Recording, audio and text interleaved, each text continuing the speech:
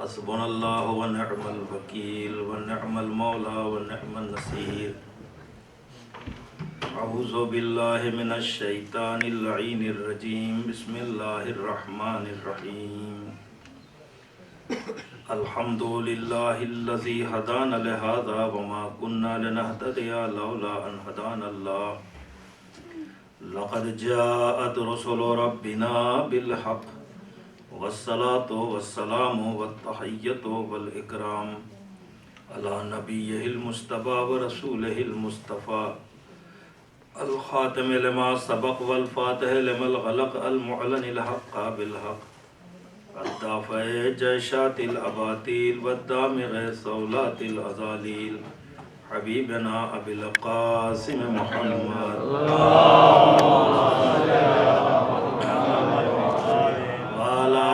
الطاهرة وذريته النجباء السعداء الذين أذهب الله عنهم الرجس وطهرهم تطهيرا.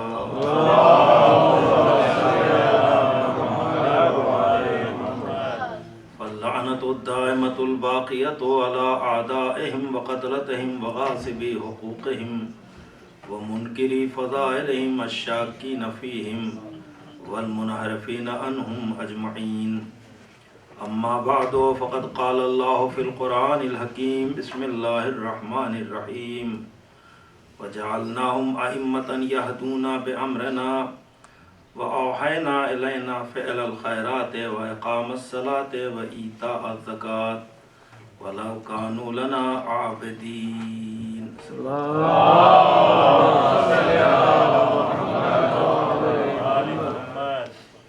عزیزان گرامی قدر، اس آیہ کریمہ کے ذیل میں میں گزارش کر رہا تھا کہ پروردگار عالم نے سلسلہ ہدایت و ارشاد کے لیے جن معصوم ہستیوں کو اس کائنات میں بھیجا، اگر ان کی معرفت ہمیں ہو جائے تو یہی معرفت خدا ہے. معرفت امام معرفت خدا ہے، اس لیے کہ پروردگار کو ایک حیثیت سے پہچانا جا سکتا ہے اور ایک حیثیت سے پہچاننا ناممکنات میں سے ہے. ذات الہی قابل ادراک نہیں ہے، اس لیے اسے پہچانا نہیں جا سکتا ہے، مگر صفات پروردگار کو پہچانا جا سکتا ہے.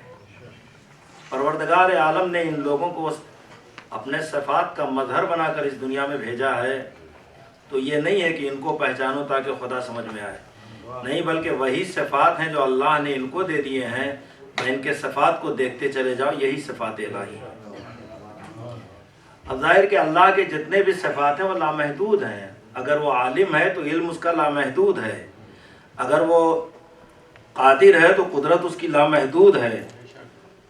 تو وہ تمام صفات کا مظہر بنا کر جب ان کو بھیجا ہے تو اب کوئی یہ نہ کہے کہ جب بھی ہم آپ سے پوچھتے ہیں آپ فوراً جواب دے دیتے ہیں. اب یہ سوال ہی فضول ہے، اس لیے کہ اگر یہ صفات الہی کا مظہر ہے اور صفات الہی لامحدود ہے تو صفت الہی میں ایک صفت علم بھی ہے، تو اللہ نے انہیں علم دیا تو ان کا علم لامحدود ہے، کسی مقام پر محدود نہیں ہو سکتا. بس اگر فرق ہے تو اتنا ہے کہ اللہ کے جتنے بھی صفات ہیں وہ اس کے صفات اپنے ہیں، صفات اس نے کہیں سے اس کو حاصل نہیں کیا ہے، لیکن ان کے پاس جتنے صفات ہیں سب اللہ کے دیے ہوئے ہیں. وَجَعَلْنَاهُمْ أَئِمَّةً يَهْدُونَ بِأَمْرِنَا، ہم نے ائمہ بھیجے ہیں، یہ ہمارے امر سے ہدایت کرتے ہیں. وَأَوْحَيْنَا إِلَيْهِمْ فِعْلَ الْخَيْرَاتِ، اور ہم نے ان کو نیکیوں کو انجام دینے کی وحی کی ہے، نماز کو قائم کرنے کی، زکوٰۃ کو دینے کی، اور یہ سب کے سب ہمارے عبادت گزار بنتے ہیں. عزیزان محترم، یہ ہدایت کرنے کے لیے، ہماری اور آپ کی ہدایت کرنے کے لیے آئے ہیں. اور ظاہر ہے کہ میں نے ابتداء تمہید میں یہ گزارش کیا تھا کہ پروردگار عالم نے ساری کائنات کی ہر چیز کو اس نے پیدا کیا اور کہا کہ میں اس کا خالق ہوں. زمین کا میں خالق ہوں، آسمان کا میں خالق ہوں، چاند اور ستاروں کا میں خالق ہوں، کائنات کی ہر شے کا میں خالق ہوں. مگر جب انسان کو پیدا کیا تو کہا کہ میں بہترین خالق ہوں۔ تو ظاہر ہے کہ یہ فرق مخلوقات میں اور انسان میں بہرحال ہے کہ ہر چیز کو پیدا کیا تو اس نے کہا میں خالق ہوں، انسان کو پیدا کیا تو کہا فتبارک اللہ احسن الخالقین، میں بہترین خالق ہوں۔ تو ظاہر ہے کہ اگر پروردگار بہترین خالق ہے تو جس کو پیدا کر کے وہ یہ اعلان کر رہا وہ بہترین مخلوق بھی تو ہوئی۔ تو جب بہترین مخلوق ہے تو جن کے رتبے ہیں سوا، ان کو سوا مشکل ہے۔ لہذا پروردگار عالم نے کسی اور کے مقصد تخلیق کو قرآن میں بیان نہیں کیا ہے، بلکہ ضمناً آپ کی خدمت میں عرض کر دوں کہ ویسے تو کائنات کی ہر چیز کے لیے پروردگار عالم نے ہدایت کا سامان فراہم کیا ہے۔ جب فرعون کی طغیانیت بڑھ گئی اور پروردگار عالم نے جناب موسیٰ کو یہ حکم دیا کہ جاؤ اور جا کر فرعون کو تنبیہ کرو، تو جناب موسیٰ اور ہارون آئے تو فرعون نے پوچھا فمن ربکما یا موسیٰ، تم دونوں کا رب کون ہے موسیٰ؟ تو جناب موسیٰ نے کہا ربنا الذی اعطی کل شیء خلقہ ثم ھدی، ہمارا رب وہ ہے کہ جس نے ہر شے کو پیدا کیا ہے اور اس کے لیے سامان ہدایت بھی فراہم کیا۔ تو کائنات کی ایسی کوئی چیز نہیں ہے کہ جس کے لیے اللہ نے سامان ہدایت فراہم نہ کیا ہو۔ فرق اتنا ہے کہ وہ چیزیں کہ جو طبعی نقطۂ نظر سے، فطری نقطۂ نظر سے کنٹرول کی جاتی ہیں وہ کوئی خطا نہیں کرتی ہیں، کوئی غلطی نہیں کرتی ہیں، مگر پروردگار نے جنہیں عقل دے کے آزاد چھوڑا ہے ان کے لیے سامان ہدایت فراہم کیا۔ سورج نے کبھی نکلنے میں تاخیر نہیں کی، جو وقت ہے اسی وقت نکلتا ہے۔ چاند کے جو اوقات ہیں اسی طرح سے غروب نکلتا اور ڈوبتا ہے۔ ستاروں کو جو طریقہ عطا کر دیا ہے، درخت کو، پہاڑوں کو، شہد کی مکھی کو، قرآن کریم نے اس کا بھی ذکر کیا ہوا ہے۔ تو یہ وہ چیزیں کہ جو براہ راست پروردگار عالم کنٹرول کرتا ہے، جو قدرت کے ہاتھوں میں ہے، وہ اپنے نظام کے تحت مصروف عمل ہیں، مگر پروردگار عالم نے انسان کے لیے اس طرح سے سامان فراہم نہیں کیا ہے کہ انسان کو بھی طبیعت اور قدرت کے کنٹرول میں دے دیتا۔ نہیں، پروردگار کہتا ہم نے تمہیں عقل دیا ہے اور اس کے بعد ہم نے تمہارے سامنے ہدایت کے راستے کھول دیے۔ لا اکراہ فی الدین قد تبین الرشد من الغی، ہم نے تمہارے سامنے رشد بھی رکھا ہے اور گمراہی بھی رکھی ہے۔ اور ظاہر ہے کہ ہم نے یہ تمہیں بتا دیا۔ قد تبینہ، فعل ماضی پر جب لفظ قد داخل ہوتا ہے تو تحقیق اور یقین کے معنی پیدا ہوتے ہیں۔ قد تبین الرشد من الغی، بتحقیق کہ ہم نے تمہیں بتا دیا ہے کہ رشد کیا چیز ہے، ہدایت کیا چیز ہے، اور یہ بھی بتا دیا کہ گمراہی کیا چیز ہے۔ اب یہ تمہاری عقل کا فیصلہ ہوگا کہ ہدایت کے راستے پر چلو گے یا گمراہی کے راستے پر چلو گے۔ لہذا جب انسان کو پروردگار عالم نے بہترین مخلوق بنایا ہے تو انسان کی حیت و ماہیت بھی تو دیکھیں کہ اللہ نے جب انسان کو پیدا کیا تو اس طریقے سے پیدا کیا ہے کہ کہتا واللہ اخرجکم من بطون امہاتکم لا تعلمون شیئا، جب ہم نے تمہیں پیدا کیا تھا تو بالکل جاہل پیدا کیا، تم کچھ بھی نہیں جانتے تھے۔ لا تعلمون شیئا یعنی تم نے جو سفر شکم مادر سے آغوش مادر کا کیا ہے تو حالت جہالت میں کیا ہے، تمہیں کچھ بھی پتا نہیں ہے۔ اور پھر ایک مقام پر وہ کہتا خلق الانسان ضعیفا، ہم نے انسان کو کمزور بنا کر پیدا کیا ہے۔ تو دونوں نقص انسان کو مل گئے ہیں، جاہل پیدا بھی ہوا ہے، کمزور بھی بنا ہے۔ اتنا کمزور بنا ہے، اتنا کمزور انسان کو اللہ نے بنا کے پیدا کیا ہے کہ اس کے اوپر ایک مکھی اور مچھر بھی بیٹھ جائے تو وہ ہٹا نہیں سکتا۔ کمزوری تو آپ ملاحظہ کریں انسان کی۔ برخلاف اس کے جب ہم جانوروں کے بچوں کو دیکھتے ہیں تو ادھر انڈے سے بچہ نکلا اور پھدکنے لگا۔ جانوروں کے بچے پیدا ہوئے فوراً چلنے لگے، پھرنے لگے، کھانے لگے، دیکھنے لگے، دوڑنے لگے، سب کچھ ہو گیا۔ مگر جسے اشرف مخلوقات بنائے، بہترین مخلوق بنایا ہے کہ جس کو بنانے کے بعد اپنی خلاقیت کا قصیدہ پڑھا ہے، اس کو اتنا کمزور بنایا ہے۔ اس میں کیا مصلحت ہے، کیا نکتہ ہے، کیا رمز ہے؟ پروردگار یہی بتانا چاہتا ہم نے جن لوگوں کو ابتدا میں صلاحیت دے دیا ہے، وہ جو صلاحیتیں انہیں ابتدا میں مل گئی ہیں اور انہوں نے اپنی صلاحیتوں کا استعمال شروع کیا ہے تو وہ بھول گئے کہ ماں کون ہے، باپ کون ہے، قرابت دار کون ہے، عشیرے کون ہیں، سارے محبتوں کے علاقے وہاں ٹوٹ گئے ہیں، مگر ہم نے انسان کو اس لیے کمزور بنایا ہے تاکہ اس پر محبت کی ایسی مضبوط دیوار قائم کی جائے کہ جو ہمیشہ قائم رہے۔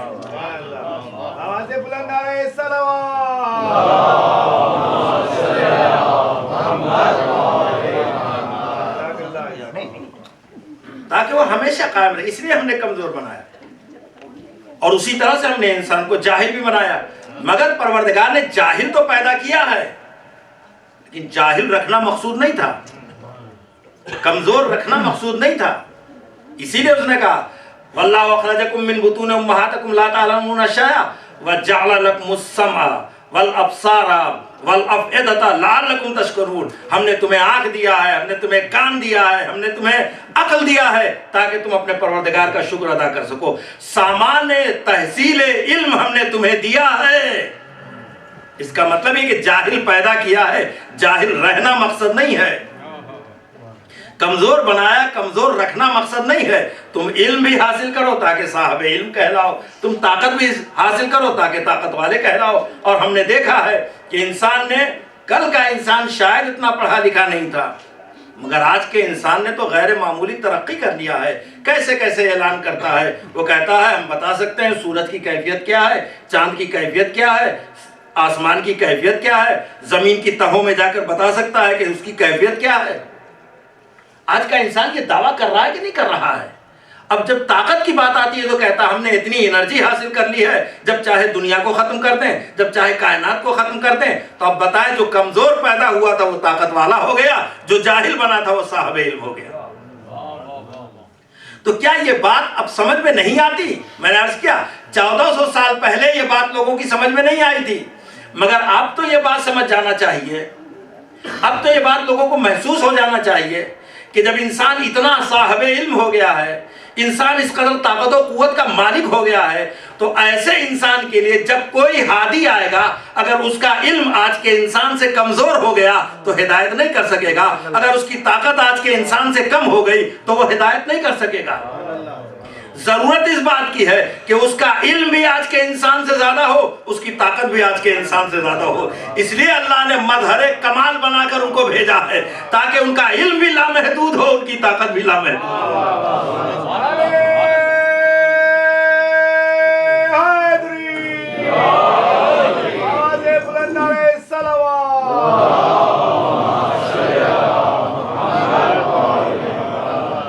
اس لیے عزیزان محترم ہم مقام فخر میں اور فضائل میں بیان کرتے ہیں علی پیدا ہوئے تو پیغمبر کے ہاتھوں کو انہوں نے قرآن کی تلاوت کی ہے، اور کس کیفیت میں تلاوت کی ہے، پوری کیفیت کو اپنے سامنے رکھیں۔ جس وقت مولا کائنات نے کتاب کی تلاوت کی ہے تو تمام صحف آسمانی کی تلاوت کی ہے، اور صحف آسمانی کی صورتحال یہ ہے کہ تب تلاوت کی ہے جب وہ کتابیں آ کر جا چکی ہیں۔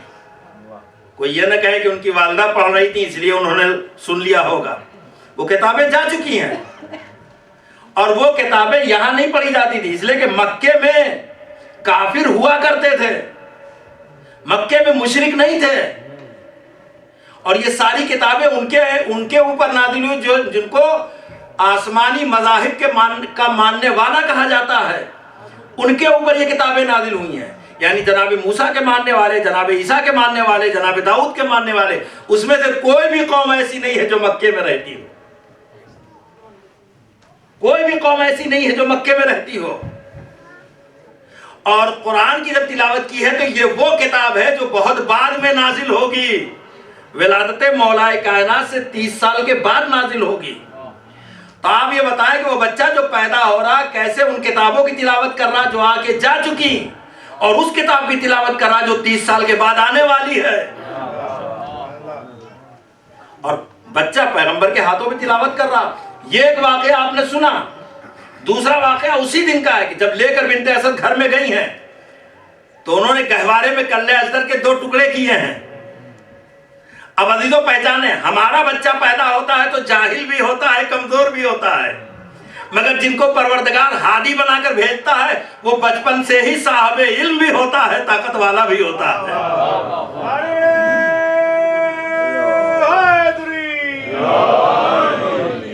قرآن پڑھ کے اپنے علم کا اعلان کیا ہے، صحف آسمانی کی تلاوت کر کے اپنے علم کا اعلان کیا ہے، کلہ ازدر کے 2 ٹکڑے کر کے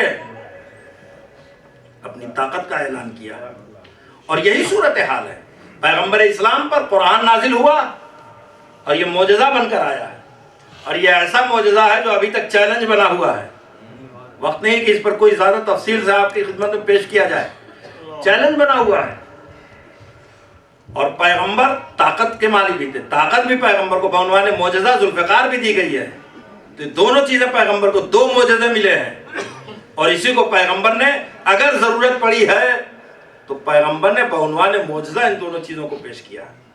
تو اب ایسا انسان کہ جو بہترین مخلوق ہے اللہ کی، جس کو پروردگار عالم نے اس کائنات میں بھیجا، عقل کا سرمایہ دے کر بھیجا، طاقت کا سرمایہ دے کر بھیجا، اب انسان کے لیے پروردگار عالم نے ہدایت کا سامان بھی فراہم کیا۔ تو عزیزو، ہدایت کا سامان تب فراہم کیا جب کائنات میں کچھ بھی نہ تھا۔ پہلی مخلوق آدم ہادی بن کر آئے ہیں، اور یہ سلسلہ سرکار ختمی مرتبت تک آیا ہے۔ اور اس بات کو آپ اچھی طرح جانتے ہیں، ہمارے بچوں کو بھی بتایا جاتا ہے اور بچوں کو بھی یاد ہوگا کہ کل انبیاء 1,24,000 ہیں، اور یہ 1,24,000 انبیاء میں سے 313 ہیں جن کو رسول بنایا گیا ہے۔ ان 313 میں سے 5 وہ ہیں جن کو اولو العزم قرار دیا گیا، ان 5 میں سے 4 وہ ہیں جن کو صاحب شریعت بنایا گیا۔ توجہ کریں گے آپ؟ یعنی میں کہنا یہ چاہ رہا ہوں کہ سارے افراد، تمام انسان نبی جیسے نہیں ہو سکتے، سارے نبی رسول جیسے نہیں ہو سکتے، سارے رسول اولو العزم جیسے نہیں ہو سکتے، سارے اولو العزم خاتم جیسے نہیں ہو سکتے۔ تو جب یہ انبیاء پیغمبر جیسے نہیں ہو سکتے تو امت کے گناہگار پیغمبر جیسے کیسے ہو سکتے ہیں؟ آواز بلند نعرہ صلوات۔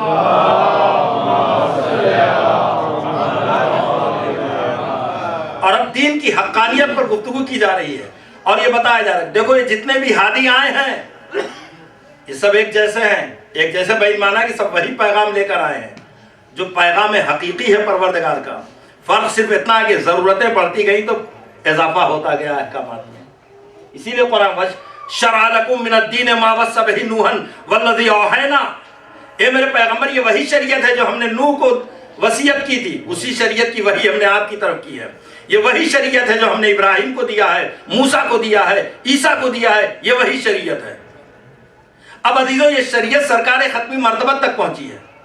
توجہ کریں گے، میں آپ کو جس مرحلے تک لے کے آنا چاہتا ہوں، چونکہ میری آخری گفتگو ہے لہذا میں چاہتا ہوں کہ یہ موضوع مکمل ہو جائے۔ یہی شریعت ہے جو پیغمبر تک پہنچی ہے۔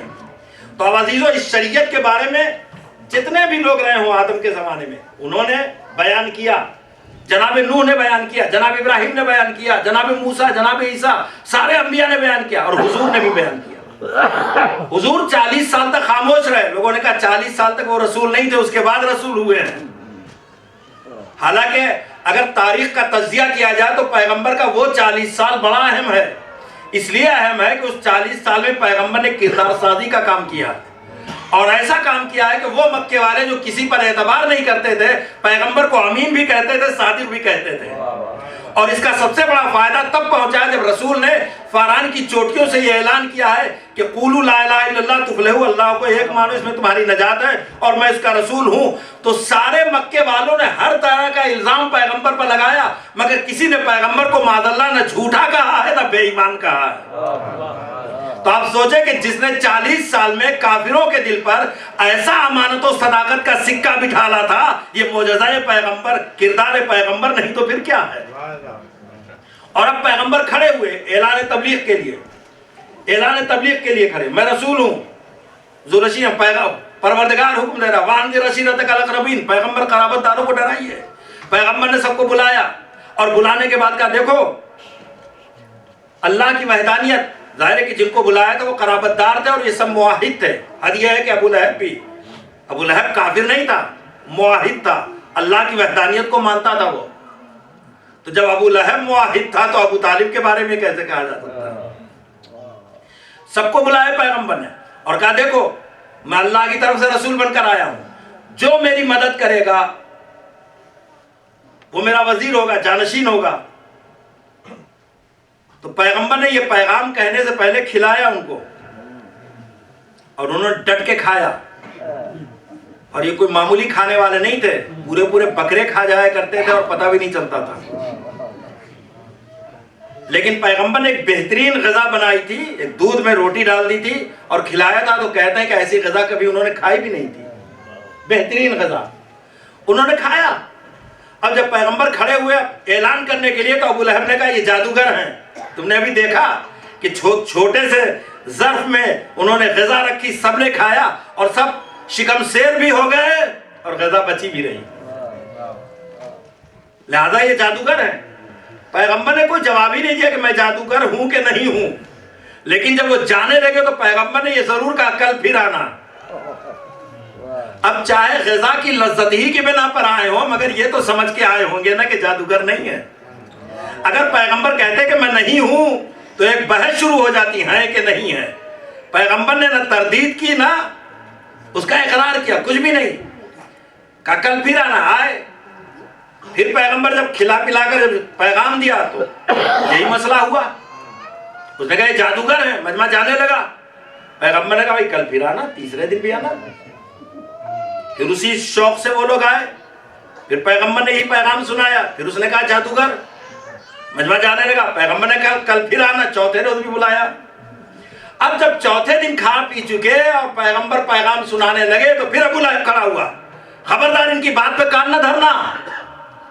ایک جانب سے جناب ابو طالب نے ڈانٹا خاموش ہو جا. اب ابو طالب ڈانٹے کسی کی مجال ہے کہ وہ کھڑا ہو سکے. خاموش ہو جا. اور پھر پیغمبر سے کہتے ہیں اے سیدی اور مولائی جو کہنا ہو کہیے. توجہ کریں گے ابو طالب کرے اے سیدی اور مولائی, اے میرے مولا اور اے میرے سید و سردار جو کہنا ہو کہیے. اور اب جب پیغام دیا ہے تو چڑھ کے ابو لہب نے کہا جاؤ اپنے بھتیجے کے ہاتھ میں بیعت کرو. اور ابو طالب کہتے ہیں اس سے زیادہ فخر کی بات کیا ہو سکتی ہے. تو سارا مجمع خاموش ہے.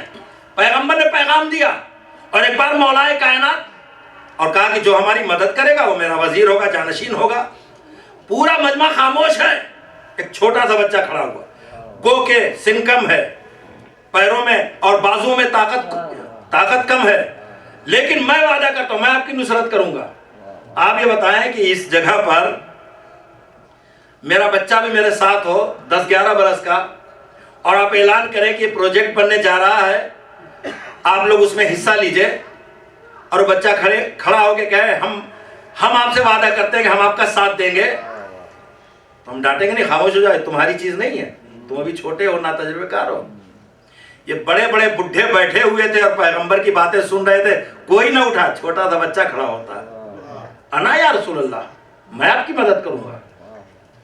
یاد رکھیں وعدہ کیا انہوں نے, اور وعدہ کیا تو اپنے وعدے کو نبھایا. وعدہ کیا تو اپنے وعدے کو نبھایا. اب عزیزان محترم پہچانے, میں نے کل آپ کی خدمت میں گزارش کیا تھا کہ حضور سرور کائنات نے جتنے بھی وعدے ہم سے کیے ہیں وہ آخرت کے لیے کیا ہے, دنیا کے لیے نہیں. آپ خدا کو مانیں گے فائدہ وہاں ہوگا, رسول کو مانیں گے فائدہ وہاں ہوگا, نبی کو مانیں گے فائدہ وہاں ہوگا, قیامت کو مانیں گے فائدہ وہاں ہوگا, نماز پڑھیں گے فائدہ وہاں ہوگا, روزہ رکھیں گے ثواب وہاں ملے گا. کوئی دنیا کے لیے نہیں ہے. کوئی ایک وعدہ آپ بتائیں. مگر آج پیغمبر ایک وعدہ کر رہے ہیں کہ جو میری مدد کرے گا میرا وزیر ہوگا, میرا جانشین ہوگا. اب اس وعدے کی اہمیت تو پہچانے عزیزو. 99 وعدے قیامت کے لیے کیا پیغمبر نے, اور ایک وعدہ دنیا میں پورا ہونے کے لیے کیا ہے. اب اس وعدے کی کتنی اہمیت ہے, توجہ کریں, اس وعدے کی کتنی اہمیت ہے کہ اگر یہ وعدہ پورا ہوا تبھی تو ہمارا یقین ہوگا کہ جو دنیا کا وعدہ پورا کر رہا ہے وہ یقیناً آخرت کا وعدہ بھی پورا کرے گا. لیکن جو دنیا ہی کا وعدہ پورا نہ کرے تو کیا اعتبار قائم ہوگا کہ آخرت کا وعدہ بھی پورا ہوگا. یہ پیغمبر وعدہ نہیں کر رہے ہیں بلکہ آخرت کا یقین دلا رہے ہیں. تو اب یہ 23 سال کا سفر ہے, دعوت ذوالعشیرہ سے اور میدان غدیر تک, یہ 23 سال کا سفر ہے. اس 23 سال میں جو بات ہے بس اتنی ہے. اس تاریخ کو اگر پھیلا دیا جائے تو یہ تاریخ پوری کائنات پر پھیل جائے گی. اس کائنات اس تاریخ کو سمیٹ دیا جائے تو صرف دو لفظیں ہوں گی کہ ذوالعشیرہ اسے کہتے ہیں جہاں مجمع علی نے بلایا تھا پیغمبر کے حوالے کیا ہے. توجہ کریں گے, غدیر ذوالعشیرہ اسے کہتے ہیں جہاں مجمع علی کا ہے حوالے کیا پیغمبر کے. غدیر اسے کہتے ہیں جہاں مجمع پیغمبر کا اور حوالے کیا علی کے.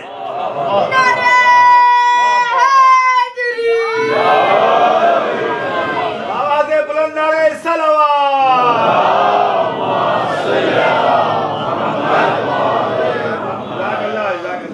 اور اب پیغمبر نے شروع کیا کام. مکے میں حضور تھے, 13 سال مکے میں رہے, اور اس 13 سال میں حضور عقیدے کی بات تو کرتے رہے مگر احکام کی کوئی بات نہیں کی. پیغمبر کہتے رہے توحید کو مانو, پیغمبر کہتے رہے اس کی عدالت کو مانو, پیغمبر یہ فرماتے رہے کہ ہماری رسالت کو مانو, پیغمبر یہ کہتے تھے قیامت آئے گی. یہ سب کچھ پیغمبر نے مکے میں بتایا ہے. اور 13 سال کے بعد جب مدینے کی طرف تشریف لائے ہیں تو اب مدینے کی صورتحال یہ ہے کہ یہاں پر پیغمبر کہتے ہیں دیکھو نماز قائم کرو, زکوٰۃ دو, یہ ساری چیزیں یہاں پر شروع ہوئی. تو سوال یہ پیدا ہوتا ہے کہ یہی باتیں حضور نے مکے میں کیوں نہ کہیں, یہاں پر کیوں کہہ رہے ہیں؟ تو عزیزان محترم مسئلہ صرف اتنا تھا کہ یہ باتیں اگر مکے میں کہی جاتی تو سوال یہ ہوتا, حضور کہتے نماز پڑھو تو مجمع کہتا کہ کیسے پڑھیں؟ حضور کہیں گے جیسے میں پڑھتا ہوں ویسے پڑھو. تو عورتوں کی طرف سے بھی سوال آتا کہ نہیں ہم کیسے پڑھیں, ہم کیسے پڑھیں؟ تو کوئی ایسا نمونہ عمل عورتوں کے پاس ہو کہ جیسے حضور پڑھتے ہیں ویسے ہی وہ بھی پڑھے, اس کے عمل میں اور حضور کے عمل میں کوئی فرق نہ ہو. تو ظاہر ہے کہ مکے میں ایسا انتظام نہ ہو سکا. اب مدینے میں جب یہ سیٹ اپ مکمل ہو گیا تو اب حضور کہہ رہے نماز پڑھو جیسے میں پڑھتا ہوں. عورتوں نے کہا میں کیسے پڑھوں؟ کہا سیدہ کو دیکھو پڑھو. تو یہ سب مکمل ہو رہا عزیزان محترم, یہ ساری چیزیں دھیرے دھیرے. تو اب اس کا مطلب یہ ہے کہ توحید کا اعلان ہو چکا, عدالت کا اعلان ہو چکا, رسالت کا اعلان ہو چکا, قیامت کا اعلان ہو چکا, نماز کا اعلان ہو چکا, روزے کا اعلان ہو چکا, حج کا اعلان ہو چکا, یہ سب کچھ ہو چکا, کوئی چیز باقی نہیں ہے. اور اب اس کے بعد جب میدان غدیر میں آتے ہیں پیغمبر تو آیت نازل ہوتی ہے یا ایھا الرسول, اور عجیب و غریب لہجے میں تیور پہچانے آپ. پورے قرآن میں پیغمبر سے خطاب کیا گیا ہے تو یہ کہہ کے یا ایھا المزمل, یا ایھا المدثر, طٰہٰ, یاسین, اور یہاں پہ کہا جا رہا ہے یا ایھا الرسول. پیغمبر لہجہ بدلا ہوا, بلغ ما انزل الیک من ربک, پہنچا دیجیے اس پیغام کو جو آپ کے پروردگار کی طرف سے نازل ہوا ہے. اور اس کے بعد کا جملہ آپ ملاحظہ تو کریں, یا ایھا الرسول بلغ ما انزل الیک من ربک وان لم تفعل, اگر ایسا نہ کیا فما بلغت رسالہ, تو آپ نے گویا رسالت کا کوئی کام انجام نہیں کیا, رسالت کا کوئی کام انجام نہیں کیا. حالانکہ میں نے آپ کے سامنے پوری تاریخ رکھی ہے کہ حضور نے سب کچھ بتا دیا ہے سوائے اعلان غدیر کے, سب کچھ حضور نے بتا دیا. اب آپ پہچانے وَجَعَلْنَاهُمْ أَئِمَّةً يَهْدُونَ بِأَمْرِنَا, معرفت امام حاصل کرو. اگر معرفت نہ ہوگی تو نہ نبوت سمجھ میں آئے گی نہ توحید سمجھ میں آئے گی, نہ نبوت سمجھ میں آئے گی نہ توحید سمجھ میں آئے گی. اور جس کے سامنے حضور اعلان کر رہے ہیں یہ کسی بنیاؤں کا مجمع نہیں ہے, بقالوں کا مجمع نہیں ہے. اس میں جتنے یا حاجی ہیں یا صحابی ہیں ان کے درمیان پیغمبر اعلان کر رہے ہیں. اور یہ آیت تفسیروں میں تو لکھا کئی بار جبرائیل آئے ہیں اور گئے ہیں, ایک ایک ٹکڑا چھوٹا چھوٹا ٹکڑا لے کر آئے ہیں یا ایھا الرسول بلغ, پھر اس کے بعد کہتے ہیں ما انزل الیک من ربک, پھر اس کے بعد کہتے ہیں وَإِن لَمْ تَفْعَلْ فَمَا بَلَّغْتَ رِسَالَتَهُ. 3-4 بار آئے اتنی سی بات کہنے کے لیے, جب تک کہ وہ آخری بات نہیں کہی گئی ہے پیغمبر نے اعلان نہیں کیا. اور وہ آخری بات کیا, وَاللَّهُ يَعْصِمُكَ مِنَ النَّاسِ, اللہ آپ کو دشمنوں کے شر سے بچائے گا. اللہ کے رسول یہاں کون سے دشمن ہیں؟ یہ سارا مجمع جو آپ کے سامنے ہے یا حاجی ہے یا صحابی ہیں, ان میں کہاں سے دشمن آ گئے؟ مگر پروردگار نے کہا اللہ آپ کو دشمنوں کے شر سے بچائے گا. پتا چلا دہشت گردی کا سلسلہ تبھی سے جاری ہے.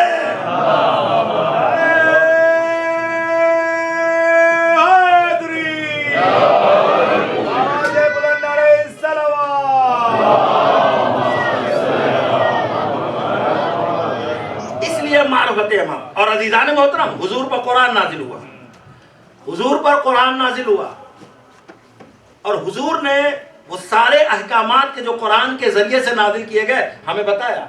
हमने नमाज कहाँ से पढ़ी, हुजूर ने बताया। हमने रोजा कैसे रखा, हुजूर ने बताया। और आप न कुरान के जरिए से न कुछ भी आप नहीं समझ सकते। कुरान सिर्फ कहता है अकीमुस सलात, आपको पढ़ना है नमाज, कैसे पढ़ेंगे? कुरान में नमाज का तरीका नहीं लिखा हुआ है। कुरान कहता है या अय्युहल्लज़ीना आमनू कुतिबा अलैकुमुस सियाम कमा कुतिबा अलल्लज़ीना मिन क़ब्लिकुम लअल्लकुम तत्तक़ून। रोजेदारों, तुम पर रोजा फर्ज किया गया, साहबाने ईमान तुम पर रोजा फर्ज किया गया।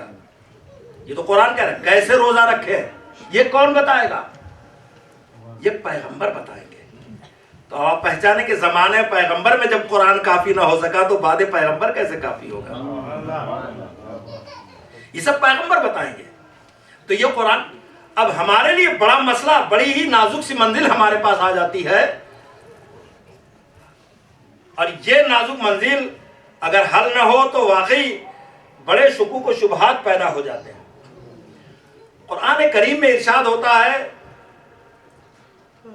या अय्युहन नबियो जाहिदिल कुफ्फार वल मुनाफिकीन, ऐ मेरे पैगंबर काफिरों से जिहाद कीजिए और मुनाफिकों से जिहाद कीजिए।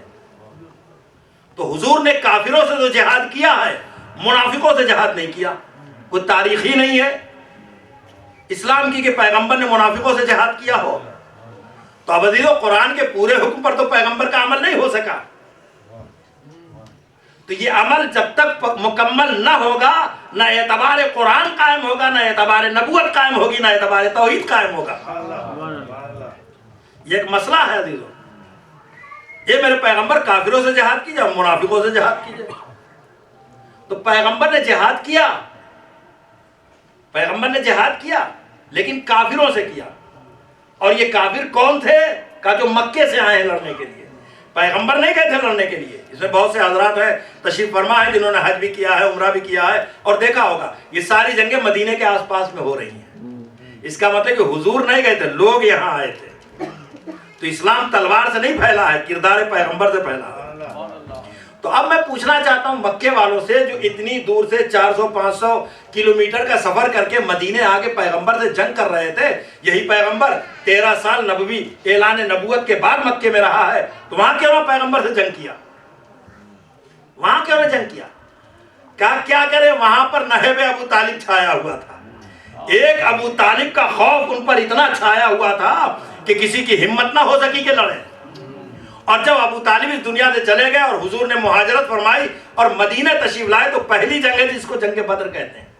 और इस जंग बद्र में 313 मुसलमान थे, और इनके पास, मुसलमानों के पास असलहा नहीं था, इनके पास घोड़े नहीं थे, इनके पास तलवारें नहीं थी, मादूद चंद के। तो अजीजों, इस कसम कुर्सी में जंग हुई, लेकिन परवरदिगार आलम ने लक़द नसरकुमुल्लाहु बेबदर, हमने आपको बद्र में कामयाबी अता की है। मगर मैं एक ही जुमला कहना चाहता हूं कि कल मदीने में 313 मक्के में 313 मुसलमान नहीं थे, मगर मदीने में बहमदिल्लाह पैगंबर को 313 मुसलमान मिले। मगर ये 313 मुसलमान भी मिलकर पैगंबर को वो प्रोटेक्शन न दे सके। बिलाखिर पैगंबर को मैदान जंग तक जाना पड़ा। इन 313 मुसलमानों के बावजूद भी पैगंबर को मैदान जंग तक जाना पड़ा। यानी 313 मुसलमान मिलके जो प्रोटेक्शन पैगंबर को न दे सके, वो तन्हा अबू तालिब ने मक्के में दिया था।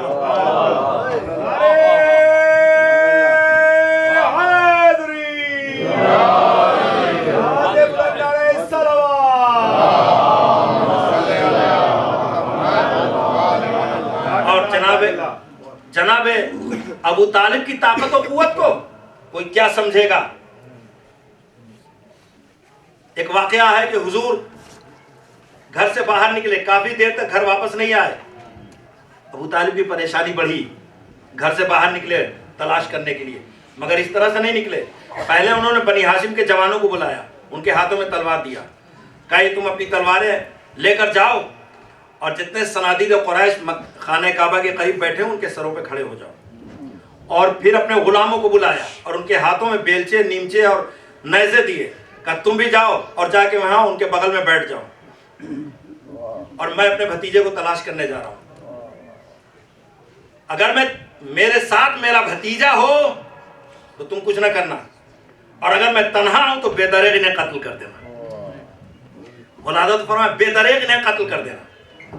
جناب ابو طالب تلاش کرنے کے لیے نکلے، صفا کی پہاڑی کو طے کیا، صفا کی کوہ ابو قبیس کی پہاڑی کو طے کیا، اور جیسے جبل رحمہ کے قریب پہنچے تو دیکھا مصروف نماز ہے میں پیغمبر، ان کے پیچھے علی بھی ہے، ان کے پیچھے ختیجہ بھی ہیں۔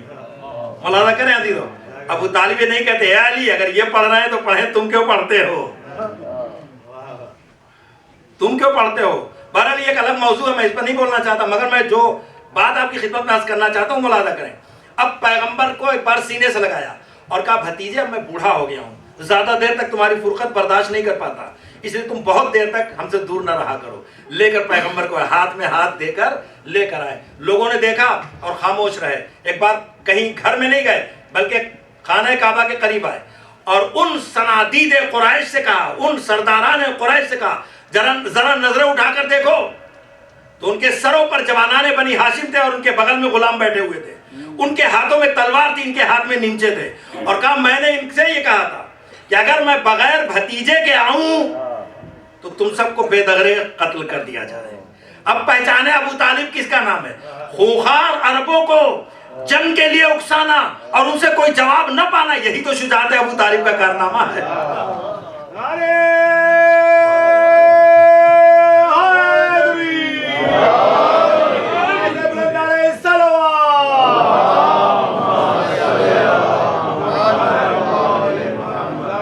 عزیزان محترم، نہیب ابو طالب تھا، کسی کی مجال نہ تھی جو پیغمبر کی طرف نظریں اٹھا کر دیکھتا، مگر وہی پیغمبر جب مدینے میں آئے تو مسلسل جنگیں ہو رہی ہیں، 10 سال میں 80 سے زیادہ جنگیں، آپ حساب لگائیں تو ہر 1.5 مہینے پہ ایک جنگ ہے، تو آپ دیکھیں ابو طالب کی طاقت و قوت کا کیا عالم۔ لیکن یہ جتنی بھی جنگیں ہوئی ہیں یا کافروں سے ہوئی ہے یا مشرکوں سے ہوئی ہے، کوئی بھی جنگ منافقوں سے نہیں ہوئی ہے۔ منافق کہتے کسے ہیں؟ اب پورا سورہ قرآن کریم میں ہے، منافق کسے کہتے ہیں پہچانو۔ بسم اللہ الرحمن الرحیم، اذا جاءک المنافقون قالوا نشهد انک لرسول اللہ واللہ یعلم انک لرسولہ واللہ یشہد ان المنافقین لکاذبون۔ اے پیغمبر جب یہ منافقین آپ کے پاس آئے اور کہے میں گواہی دیتا ہوں کہ آپ اللہ کے رسول ہیں، بے شک آپ اللہ کے رسول ہیں، مگر پروردگار یہ گواہی دیتا ہے کہ سارے منافقین جھوٹے ہیں، سارے منافقین جھوٹے ہیں۔ یہ کون کہہ رہا ہے؟ یہ پروردگار کہہ رہا۔ منافق کسے کہتے؟ کہا جو لا الہ الا اللہ بھی کہے، محمد رسول اللہ بھی کہے۔ بھائی اسی فلسفے کو دربار فرعون میں کوئی نہ سمجھ سکا مگر فرعون کے جادوگر سمجھ گئے، اور ایک بار جب ان کے مقابلے میں جناب موسیٰ نے اپنا عصا پھینکا تو انہوں نے دیکھا کہ یہ جادو نہیں ہے، یہ معجزہ ہے، لہذا فوراً سر پر سجود ہو گئے، اور اب جب سجدے سے سر اٹھائے تو کہا آمنا برب العالمین۔ ابھی تک تو فرعون مطمئن تھا کہ ہم پر ایمان لے آئے ہیں، مگر انہوں نے جملے کو آگے بڑھا دیا، آمنا برب العالمین، رب موسیٰ و ہارون، اس رب پر ایمان لائے جو موسیٰ کا بھی رب ہے، ہارون کا بھی رب ہے۔ عزیزو آپ نے سمجھا، اسی لیے تو پیغمبر نے کہا کہ میری مثال موسیٰ جیسی ہے اور علی کی مثال ہارون جیسی ہے، یعنی بتانا مقصود یہ ہے کہ وہ مومن نہ کہلاتے اگر صرف خدا پر اور رسول پر ایمان لاتے، وہ مومن تب کہلائے جب ہارون پر بھی ایمان لے آئے ہیں۔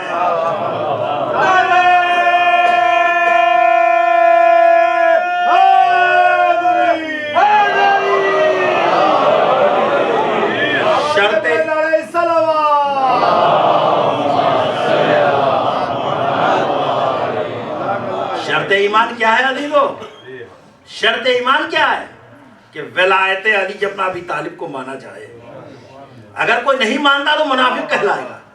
اب میں تمام باتیں جو کہہ رہا ہوں باتوں کو سمیٹنا چاہتا ہوں، تو حضور نے اپنی زندگی میں منافقوں سے جنگ نہیں کی۔ ایک واقعہ ملتا ہے، ایک واقعہ بس ہے۔ حضور سرور کائنات ایک جگہ سے تشریف لے آ رہے ہیں، کچھ منافقین چھپے ہوئے ہیں، اسی راستے میں ایک جگہ پر منافقین چھپے ہوئے ہیں، اور ان کا یہ منصوبہ ہے کہ جیسے ہی حضور کی سواری یہاں سے گزرے اس کو گرا دیں تاکہ خاتمہ ہو جائے۔ جیسے ہی حضور کی سواری اس مقام پر پہنچی ہے، بجلی چمکی ہے، ان کے چہرے نمایاں ہو گئے اور وہ شرمندہ ہو کر بھاگ گئے۔ حضور کے ساتھ ان کے صحابی تھے جناب حذیفہ یمانی۔ کیا یا رسول اللہ یہ کون لوگ تھے؟ تو پیغمبر نے کہا ہے حذیفہ وعدہ کرو میری زندگی میں تم کسی کو یہ راز نہ بتاؤ گے تو میں منافقوں کے نام تمہیں بتا دوں. کیا یا رسول اللہ یہ میرا وعدہ ہے. اب حذیفہ نے اس واقعے کو لطیفہ بنا کے مدینے میں پیش کر دیا. کہنے آج بڑا مزہ آیا. کہ وہ کیا ہوا؟ کہ حضور نے مجھے منافقوں کے نام بتائے. کہا اچھا اس نے صلوات پڑھنے پر محمد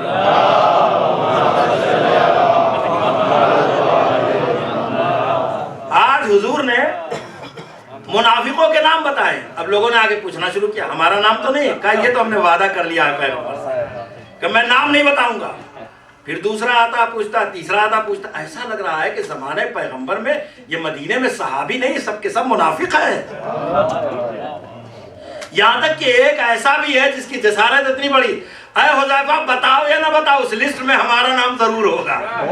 یعنی یہ آیت پیغمبر کے مسلمان ہیں جن کو نفاق پر تو یقین ہے مگر ایمان پہ یقین نہیں ہے. بھئی ایک واقعہ ہوا ہے, اس کے بعد کوئی واقعہ نہیں ہوا. اب عزیزو 25 سال کا ایک تاریخ ترین دور ہے جو اسلام پہ گزر گیا ہے. اور اس تاریخ ترین دور میں ایک وقت وہ آتا ہے کہ مجمع تھک کر علی کے دروازے پہ آتا ہے کہ اے جانشین پیغمبر اپنا ہاتھ بڑھائیے ہم آپ کے ہاتھوں بیعت کریں گے. کہا ہم ایسے بیعت تمہاری نہیں لیں گے. ہم وہ نہیں ہیں جو گلیوں اور کوچوں میں بیعت کیا کرتے ہیں. ہمیں ایک سوال کا جواب دو, کل کیا کمی تھی جو بیعت نہ کیا, اور آج کیا دیکھا ہے جو بیعت کے لیے آئے؟ انہوں نے اقرار کیا مولانا کل کوئی کمی تھی نہ آج کوئی کمی ہے. مستحق تو آپ ہی تھے مگر حالات نے ہمارے ساتھ بڑی ستم ظریفی کی ہے. تو مولا کائنات کے سامنے کہا نہیں میں ایسے بیعت نہیں کروں گا. یعنی ان لوگوں نے سمجھا کہ علی بیعت لیں گے ہی نہیں, ہماری قبول ہی نہیں کرے گا بیعت. تو ان لوگوں نے کہنا شروع کیا یا علی اگر آپ ہاتھ نہیں پھیلائیں گے اور ہم آپ کے ہاتھ بیعت نہیں کریں گے تو ہم قیامت کے دن شکوہ کریں گے. تو مولا کائنات نے کہا نہیں, بیعت اگر کرنا ہے تو اسی طرح سے کرو کہ جیسے پیغمبر کے زمانے میں کرتے تھے. پیغمبر کے زمانے میں کیسے بیعت ہوتی تھی؟ حضور منبر مسجد النبی میں منبر پر تشریف فرما ہوتے تھے, مجمع آتا تھا اور اپنا ہاتھ بڑھاتا تھا, اس کے اوپر پیغمبر اپنا ہاتھ رکھتے تھے. اب عزیزو مسئلہ یہ تھا کہ جو منبر تھا مسجد النبی میں وہ 4 زینوں کا تھا. عرشے پر جو پہلا زینہ اور جس کو عرشہ کہا جاتا اس میں حضور بیٹھتے تھے. تو جب پہلے صاحب کا زمانہ ہے تو انہوں نے کہا یہاں تو حضور بیٹھتے تھے, ہماری تو شان نہیں ہے. وہ دوسرے پہ بیٹھنے لگے, دوسرے صاحب تیسرے پہ بیٹھنے لگے, تیسرے والے چوتھے پہ بیٹھنے لگے, اور یہی سلسلہ چلا تو ایک دن گڈھا بھی کھودا جائے گا.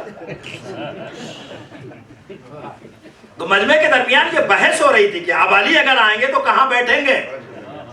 بھائی انہوں نے پہلے والے نے پیغمبر کا خیال کیا, دوسرے والے نے پہلے کا خیال کیا, تیسرے والے نے دوسرے کا خیال کیا. پیغمبر آئیں گے, علی آئیں گے تو کہاں بیٹھیں گے. مجمع گویا دم سادھے بیٹھا ہوا تھا. میرا مولا بڑے وقار و سکینہ و تمکنت کے ساتھ مسجد میں داخل ہوا اور ایک بار مجمع کو چیرتا ہوا منبر رسول کے قریب پہنچا. پہلے سینے پر قدم رکھا تو نہ جانے کتنے تھے جن کی سانسیں نکل گئی, دوسرے سینے پر قدم رکھا تو نہ جانے کتنے تھے جن کا دم نکل گیا. پیغمبر زینوں کو طے کر رہے ہیں. پہلا زینہ طے کیا, دوسرا زینہ طے کیا, تیسرا زینہ طے کیا, وہاں بیٹھے جہاں حضور بیٹھتے تھے, اس مقام پر اس عرشے پر بیٹھے جہاں حضور بیٹھتے تھے. مجمع کے درمیان چمگوئیاں ہونے لگی, کانا پھوسی ہونے لگی, ایک دوسرے سے باتیں, ارے یہ تو یہاں تو پیغمبر بیٹھتے تھے, علی آوازیں سن رہے ہیں. ایک بار مجمع سے مخاطب ہوئے, ارے اس لکڑی کے منبر کی کیا بات کرتے ہو, علی تو وہ ہے جس کا پیر دوش رسول پر بھی تھا.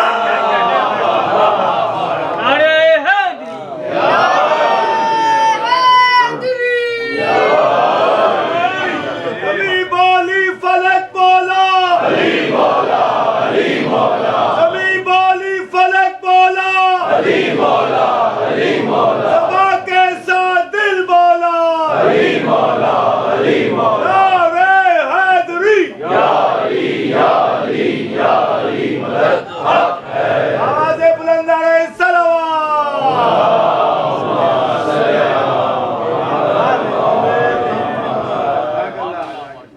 عزیزان محترم آپ نے مولانا فرمایا. اور اب اس کے بعد حضور نے نماز پڑھا. پڑھائے، میرے مولا نے نماز پڑھائی. اب ظاہر ہے کہ 25 سال واقعاً ایک بڑا عرصہ ہوتا ہے. کتنے لوگ تھے جو اس دنیا سے رخصت ہو گئے تھے اور کتنے موجود تھے جنہوں نے زمانے پیغمبر دیکھا تھا. اب جب میرے مولا نے نماز پڑھائی تو اسی صفوں سے آوازیں بلند ہو رہی، خدا کی قسم آج علی نے وہ نماز پڑھائی ہے جیسی پیغمبر پڑھاتے تھے. یعنی اس سے پہلے جو نمازیں پڑھائی گئی ہیں آپ سمجھ سکتے ہیں، آج وہ سلسلہ پیغمبر کا جانشین پیغمبر سے مل رہا ہے. اب اس کے بعد مولا کائنات کو جنگوں میں ڈال دیا گیا ہے. عزیزو اس کو آپ دوسرے عنوان سے نہ دیکھیں، یہ جنگ نہیں ہو رہی ہے. 3 جنگیں جو بڑی مشہور ہیں مولا کائنات کے زمانے کی، جنگ جمل، جنگ صفین، جنگ نہروان، یہ جنگ نہیں ہو رہی ہے، یہ نبوت مکمل ہو رہی ہے، قرآن مکمل ہو رہا ہے. یہ جنگ نہیں ہو رہی، اس لیے کہ جو جنگ ہو رہی دونوں طرف کلمہ پڑھ رہے ہیں، وہ بھی کہہ رہے ہیں لا الہ الا اللہ، یہ بھی کہہ رہے ہیں لا الہ الا اللہ. قرآن کہتا ہے میرے پیغمبر کافروں سے بھی جہاد کیجئے، منافقوں سے بھی جہاد کیجئے. یہ علی کا جہاد منافقوں سے اس بات کی علامت ہے کہ قرآن بھی مکمل ہو گیا، نبوت بھی مکمل ہو گئی.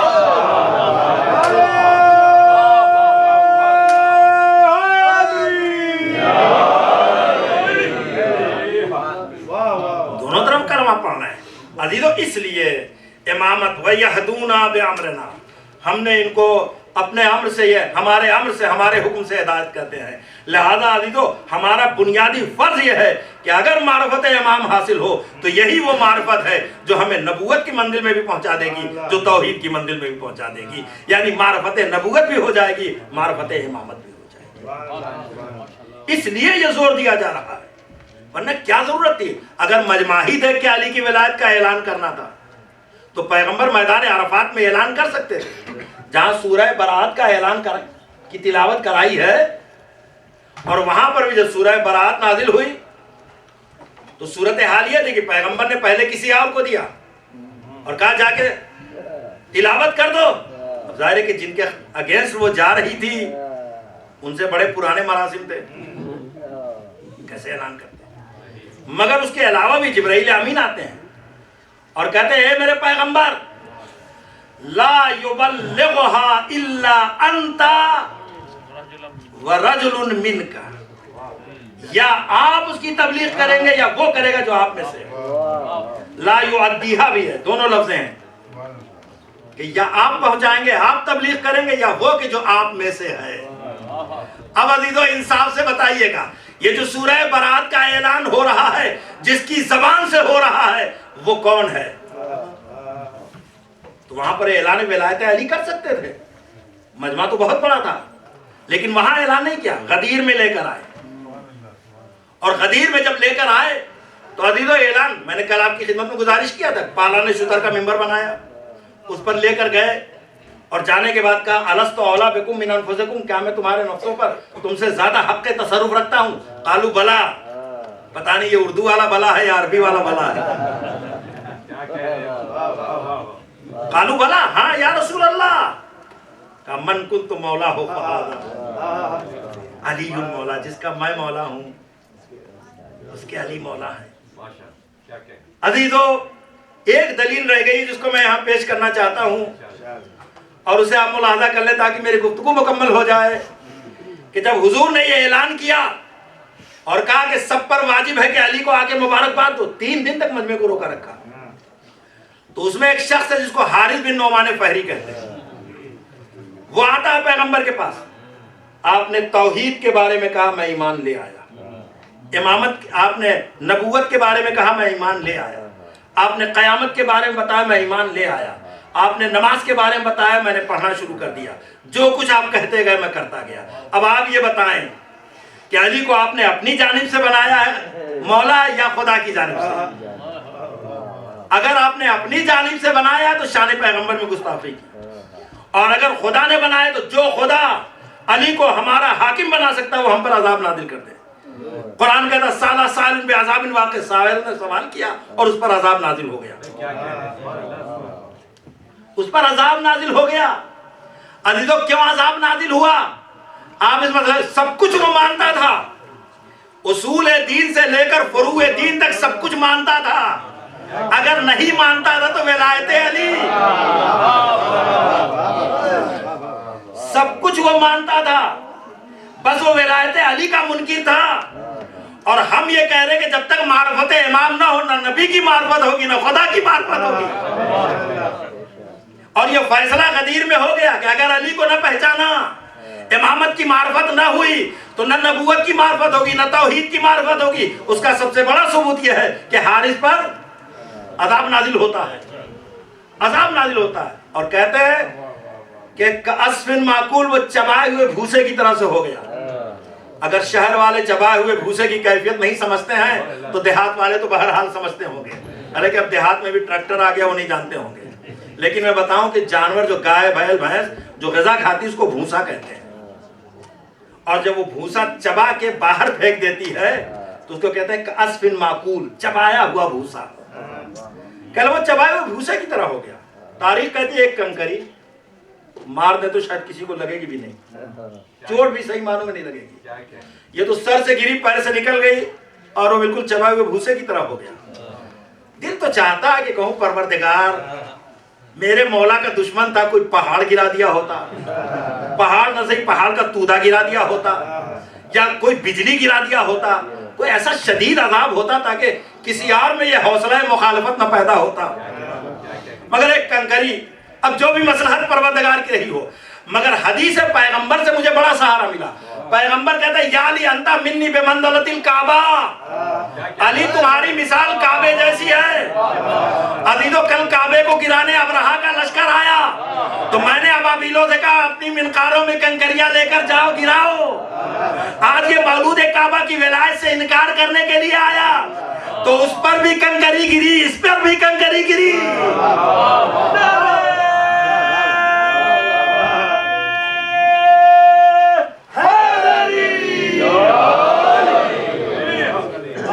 بلند علیہ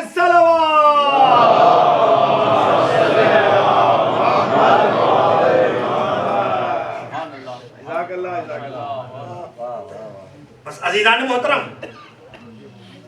اور جب بات آ گئی تو ایک جملہ اور آپ کی خدمت میں عرض کروں کہ یہ حارث دو تاریخ میں گزرے ہیں۔ ایک تو یہی ہے جس کو فہری کہتے ہیں، غدیری حارث ہے، اور ایک اور بھی حارث ہے جس کو خیبری حارث کہتے ہیں، جو مرحبا انتر کا بھائی تھا۔ وہ خیبر میں لڑنے آیا تھا اور یہ غدیر میں لڑنے کو آیا ہے۔ جو غدیر والا تھا وہ علی کا دشمن تھا، اور جو خیبر والا تھا وہ خدا کا دشمن تھا۔ تو جو خدا کا دشمن تھا وہ علی کے مقابلے میں آیا، جو علی کا دشمن تھا وہ خدا کے مقابلے میں آیا۔ تو جو خدا کا دشمن تھا اسے علی نے مارا، جو علی کا دشمن تھا اسے خدا نے مارا۔ گویا علی اور خدا میں معاہدہ ہو گیا، تم ہمارے دشمنوں کو مارتے جاؤ، ہم تمہارے چمن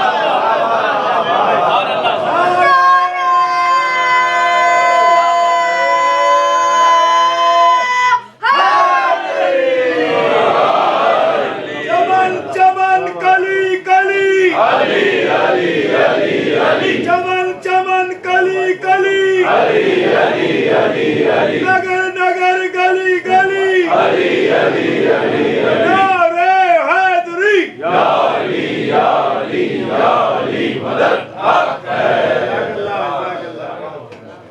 اور اب جب یہ اعلان ہو گیا کہ من کنت مولا فہذا علی مولا، یاد رکھیں ایک بات زبان سے کہی جاتی ہے کہ اشارہ کیا جاتا ہے، بات بالکل مکمل ہو جاتی ہے۔ اگر صرف پیغمبر کہتے ہیں کہ جس کا میں مولا اس کے علی مولا تو بہت سے علی تاریخ میں پیدا ہو جاتے ہیں، ان پیغمبر نے کہا ھذا علی مولا، تاکہ کوئی دوسرا نہ تلاش کیا جائے علی تاریخ میں، یہی علی ہے۔ اور جب یہ پیغمبر نے اعلان کر دیا تو اب آیت نازل ہوتی ہے۔ آیت کی سنگینی آپ ملاحظہ کریں، علی کی ولایت کا دو طرح سے اعلان ہو رہا ہے۔ الیوم اکملت لکم دینکم واتممت علیکم نعمتی ورضیت لکم الاسلام دینا، یعنی آپ پہچانیں کہ آج کے دن اکملت لکم دینکم، دین آپ کا دین مکمل ہوا ہے۔ الیوم اکملت لکم دینکم واتممت علیکم نعمتی، نعمت آج مکمل ہوئی۔ تکمیل نعمت کا نام ہی تو ولایت ہے نا، تکمیل نعمت ہی کا نام ولایت ہے۔ لوگ سمجھتے ہیں کہ نعمت یہ کھانے پینے کو کہتے ہیں، آپ نے اپنی ہی طرف سے خدا کو بھی بخیل سمجھا ہے کہ کھانے پینے کو نعمت کہتے ہیں، اس کا کرم فراوان ہے، اسی کو نعمت کہتے ہیں۔ विलायत अली को नेमत कहा गया, इसी को अनअमत अलैहिम जो कहा गया वो यही नेमत है। अल-यौम अकमलतु लकुम दीनकुम व अतममतु अलैकुम निअमती व रज़ीतु लकुमुल इस्लाम दीना। आज मैं आपके दीन से राज़ी हो गया। ये आयत का आधा जुमला है जो आप सुनते हैं, जो आपको याद है। इसके बाद वाला जुमला भी तो देखें, अल-यौम यअसल लज़ीना कफ़रू मिन दीनकुम, आज के दिन काफिर आपके दीन से मायूस हो गया। अब आप समझे कि मायूसी को कुफ्र क्यों करार दिया गया है। आज के दिन काफिर आपके दीन से मायूस हो गया। अब तक मायूस नहीं हुआ था, जब तक ऐलान विलायत नहीं हुआ था काफिर मायूस नहीं हुआ था। ऐलान विलायत हुआ और काफिर मायूस हो गया। ये है। तो अब आप पहचाने अज़ीज़ान मोहतरम कि जब तक ये मार्फत हमें ना होगी, ये मार्फत है, उस वक्त तक न नबूवत समझ में आएगी न तौहीद समझ में आएगी। कुरान की तकमील का नाम इमामत है, नबूवत की तकमील का नाम इमामत है, तौहीद के तारुफ का नाम इमामत है। और अज़ीज़ान मोहतरम यही वो असबाब थे कि जिसकी बुनियाद पर एक 67 हिजरी में, बल्कि यूं कहूं कि 25 साल की नादानियों और गलतियों ने मुसलमानों को इस कदर बेदीन बनाया था कि 50 साल में यजीद पैदा हो गया। और वो फासिक व फाजिर जो शराबी भी है, नफ्स मोहतरमा का कातिल भी है, वो फर्जंद रसूल से मुतालबे बैत, इमामत से मुतालबे बैत। इमामत फासिक व फाजिर का कैसे बैत कर सकती थी इमामत? इसलिए कि इमामत ही तो हमारे लिए सबसे बड़ा सहारा है कि जिससे मार्फत नबूवत भी है, जिससे मार्फत तौहीद भी है। कैसे मुमकिन है कि वो यजीद जैसे फासिक व फाजिर की बैत कर सकते हैं? और अजीज़ों, हमें तो तारीख बताती है कि जब सकीना ने करबला के मैदान में कहा बाबा शिद्दत अतश से कलेजा फट रहा है, इमाम ने ठोकर मारी, ये चश्मा जारी हो गया, ए बेटी या पानी पी लो या इस्लाम को बचा लो। हाय, 5 साल की बच्ची भी ये समझती है कि इस्लाम का बचाना ज्यादा है। ऐसे ऐसे शहपारे लेकर हुसैन करबला के मैदान में आए थे कि खुदा की कसम, जैसे हुसैन करबला के मैदान में पहुंचे हैं और घोड़ा जाकर वहां रुक गया है, जमीन करबला को उठाया और सूंघा है और कहते हैं इन्ना लिल्लाह व इन्ना इलैहि राजिऊन। अली अकबर कहते हैं बाबा क्या हम हक पर नहीं है? कहा बेटा अगर हम हक पर नहीं है तो फिर कौन हक पे होगा? कभी आपने कलमा इस्तिर्जा क्यों इरशाद फरमाया? कहा बेटा ये कलमा जब भी कोई मुसीबत हो तो ये कलमा पढ़ा जाता है, बस अरबाब अदा। इमाम हुसैन ने करबला में बेमिसाल कुर्बानी पेश की है। खुदा की कसम, ऐसी कुर्बानी न कभी पहले किसी ने पेश किया है और न क़यामत तक कोई कुर्बानी इस तरह की पेश कर सकता है। हाय, जिसने 6 महीने का असगर भी पेश किया है तो सजदे शुक्र किया है, शिकवा नहीं किया है। जिसने जवान फर्जन को इस्लाम पर कुर्बान किया है तो सजदे शुक्र किया है। और अजीजों, खुद मेरे मौला ने क्या उम्दा बात मीर तकी मीर ने कही है कि ज़ेरे शमशीर सितम मीर तड़पना कैसा, ज़ेरे शमशीर सितम मीर तड़पना कैसा,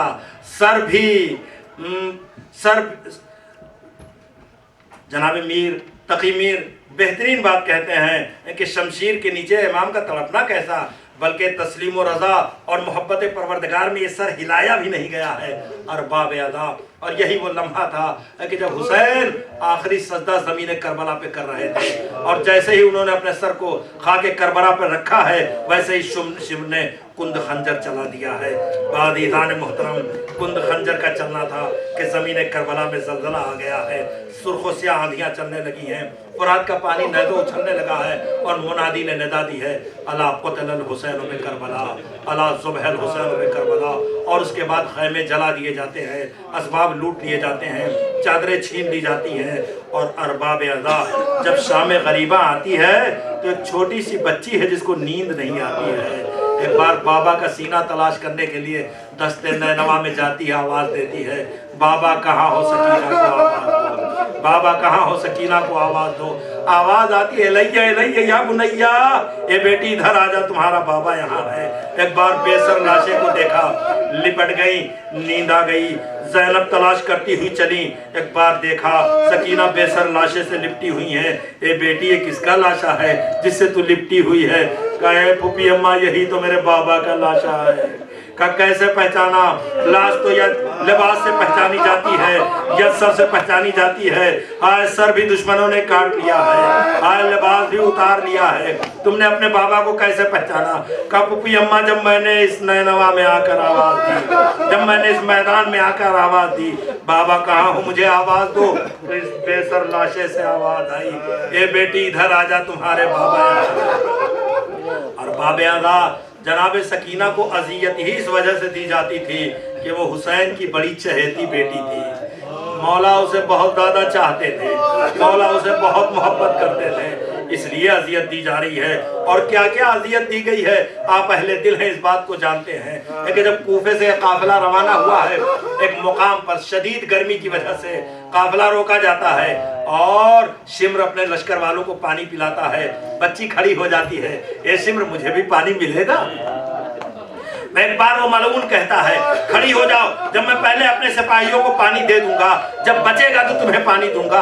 میں ایک بار انتظار میں بچی کھڑی ہو جاتی ہے، پانی پی چکے سارے سپاہی، پانی بچا ہے، شمر کہتا پانی بچا ہے، پیو گی؟ ہاں شمر بڑا احسان ہوگا، بس سارا پانی زمین پر پھینک دیتا ہے، کہا پینا ہے تو پی لو، یہ پانی ہم نے پھینک دیا۔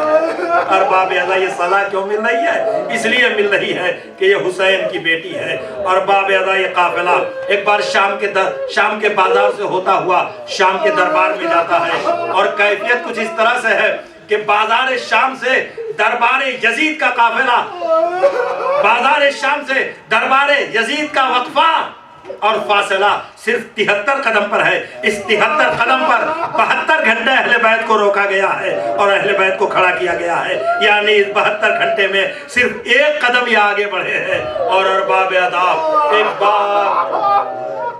ایک بار یہ قافلہ یزید کے دربار میں پہنچتا ہے، یزید کے دربار میں بیویوں کو بٹھال دیا جاتا ہے، بیویاں یزید کے دربار میں بیٹھ جاتی ہیں، ایک طرف سید سجاد کو بٹھال دیا جاتا ہے، اور ارباب ادا ایک بار یزید بیویوں کی طرف رخ کرتا ہے، ایک بار بچی کو دیکھتا ہے اور پوچھتا ہے کہ وہ کون سی بچی ہے جسے حسین بہت چاہتے تھے۔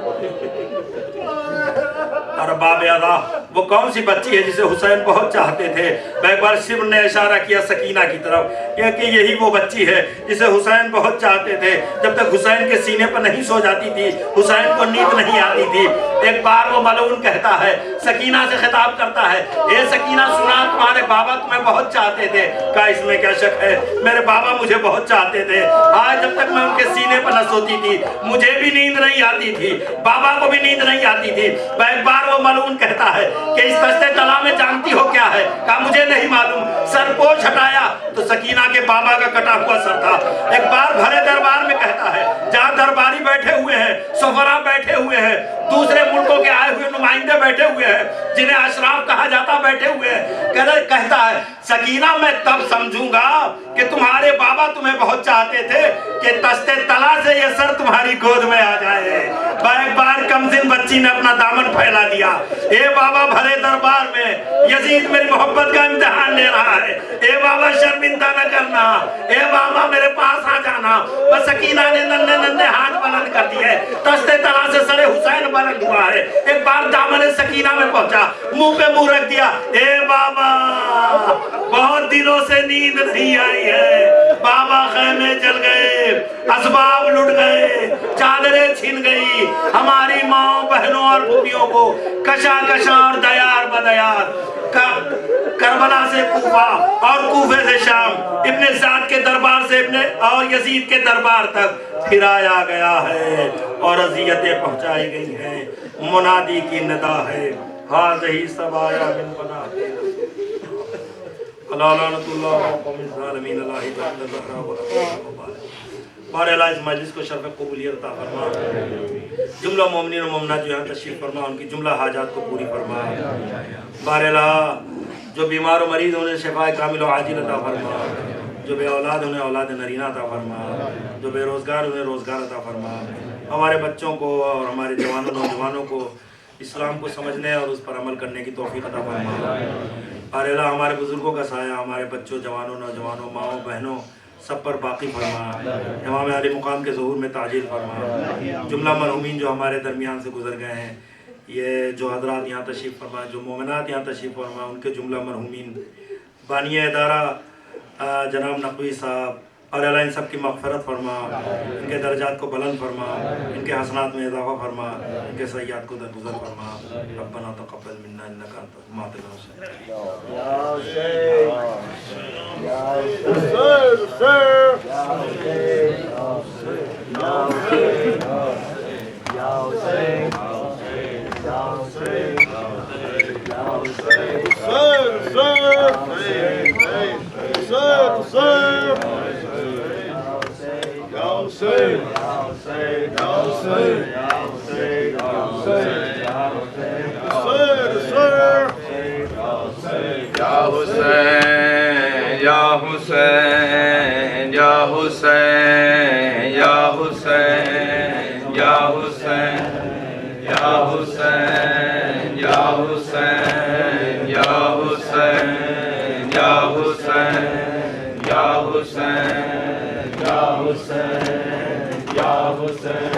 جب یاد سکینہ کو تیری آتی ہے بابا، جب یاد سکینہ کو تیری آتی ہے بابا، جب یاد سکینہ کو تیری آتی ہے بابا، جب یاد سکینہ کو تیری آتی ہے بابا، جب یاد سکینہ کو تیری آتی ہے بابا، سرزیندہ کی دیواروں سے، سرزیندہ کی دیواروں سے ٹکراتی ہے بابا، جب یاد سکینہ کو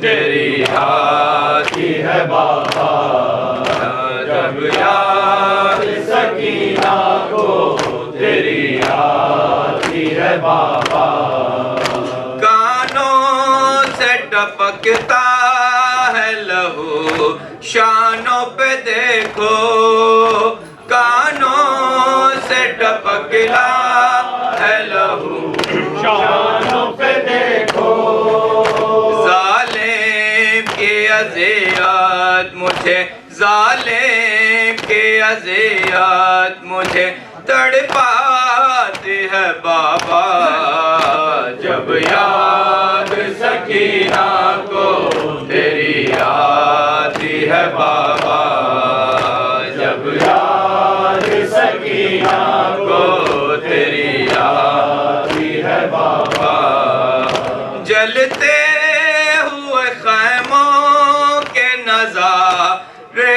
ہیں نظر میں، جلتے ہوئے خیموں کے نظارے ہیں نظر میں، یہ بات خیالوں سے، یہ بات خیالوں سے کہاں جاتی ہے بابا، جب یاد سکینہ کو تیری آتی ہے بابا، جب یاد سکینہ کو تیری آتی ہے بابا، دربار یزیدی میں بھلا کیسے میں جاؤں، دربار یزیدی میں بھلا کیسے میں جاؤں، ہے چاک گریباں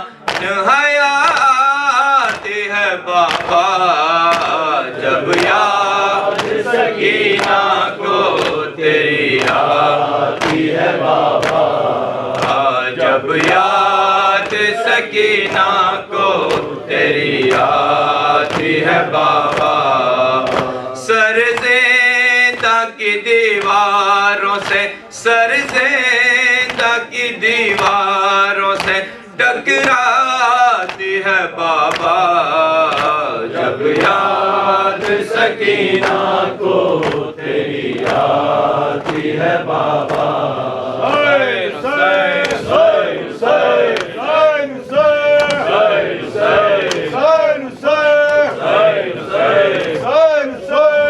حسین یا حسین یا حسین یا حسین یا حسین یا حسین ماشاءاللہ یا حسین یا حسین یا حسین یا حسین حسین یا حسین یا حسین یا حسین یا حسین حسین یا حسین یا حسین یا حسین چادروں کا نام سن کر رو پڑی بنت علی شام کے دربار میں چادروں کا نام سن کر رو پڑی بنت علی شام کے دربار میں چادروں کا نام سن کر رو پڑی بنت علی شام کے دربار میں چادروں کا نام سن کر رو پڑی بنت علی شام کے دربار میں واحجابہ کہہ رہی تھی سیدہ کی لاڈلی شام کے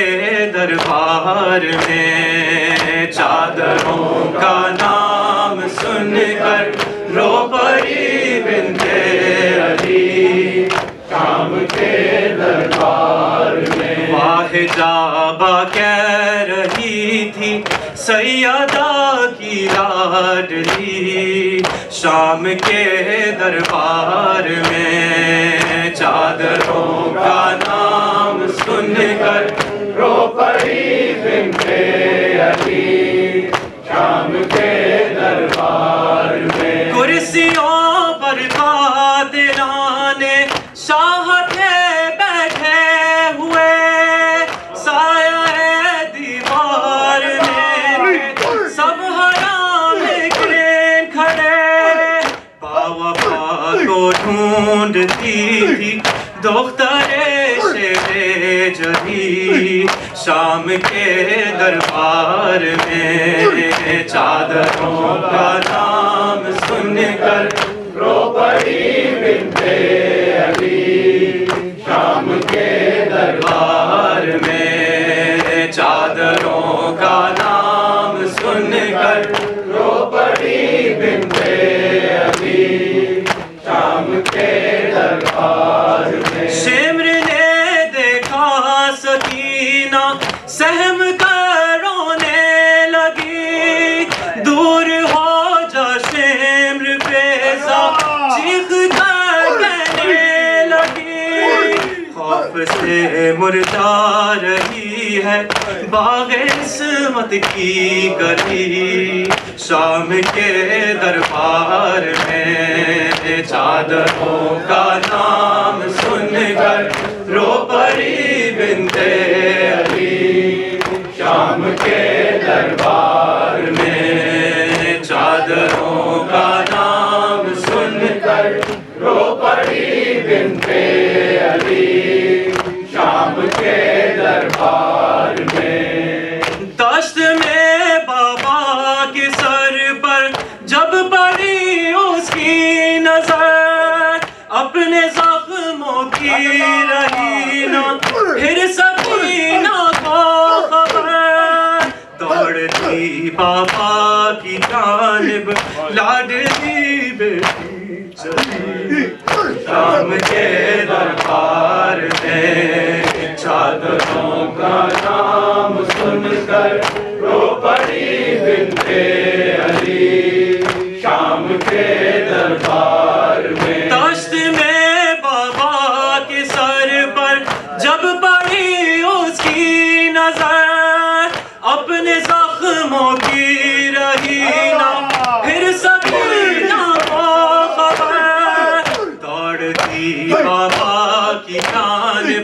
لاڈلی بیٹی چلی شام کے دربار میں، چادروں کا نام سن کر رو پڑی بنت علی شام کے دربار میں۔ کون ہے زینب پکارا جس گھڑی فرعون شام، ہائے غربت کہہ کے اٹھا تھا میرا قیدی امام، اشک خون کے ہو رہا تھا شاہ کا بیٹا تھی شام کے دربار میں، چادروں کا نام سن کر رو پڑی بنت علی شام کے دربار میں۔ جب علی اکبر کے سر کو سامنے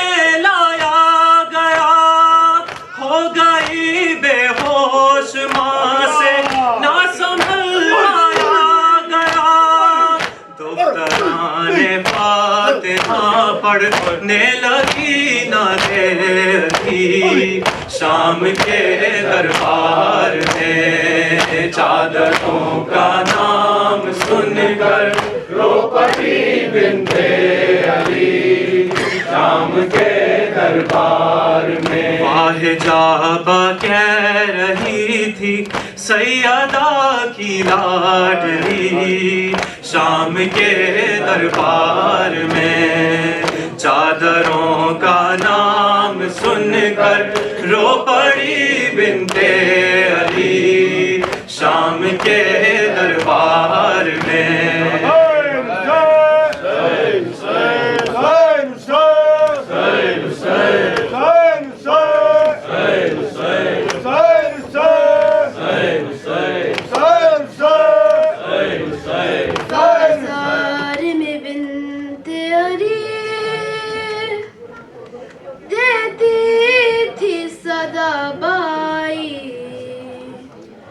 عباس کہاں ہو بازار میں بنت علی دیتی تھی صدا بھائی، عباس کہاں ہو بازار میں بنت علی دیتی تھی صدا بھائی، عباس کہاں ہو۔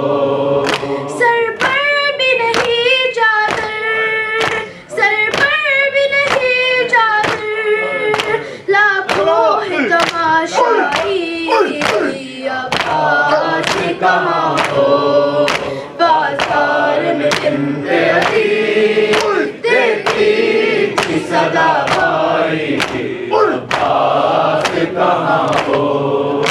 اس عالم غربت میں کوئی بھی نہیں میرا ہے، خاک سفر سر پر اور نام رسن کا سر، پردیس میں زینب کو تقدیر کہا لائی، عباس کہاں ہو بازار میں بنت علی دیتی تھی صدا بھائی، عباس کہاں ہو۔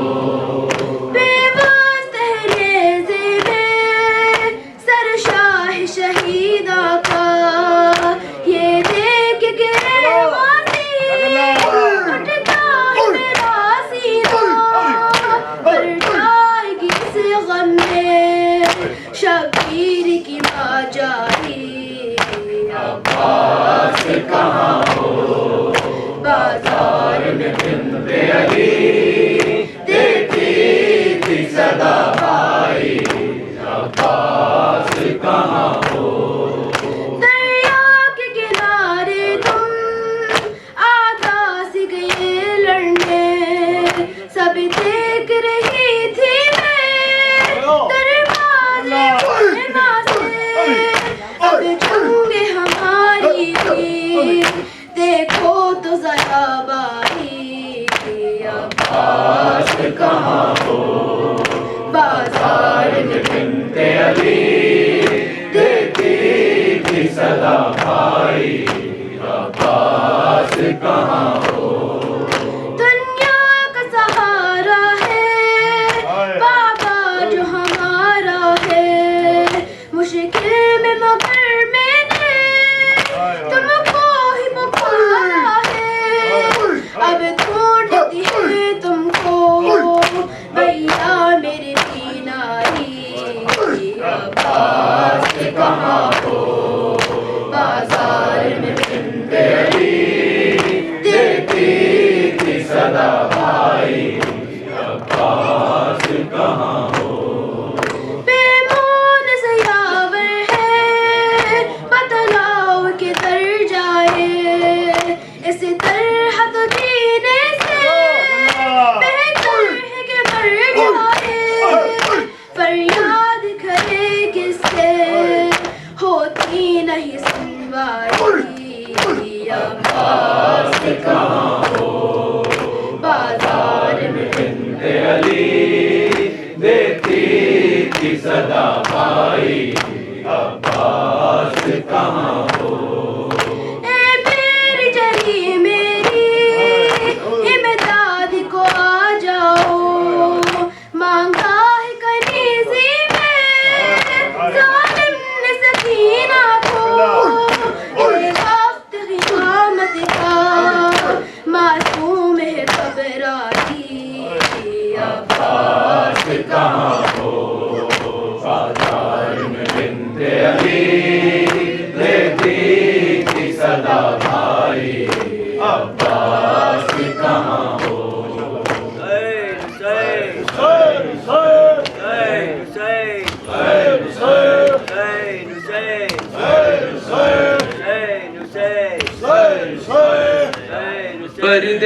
پردیس ہے غربت ہے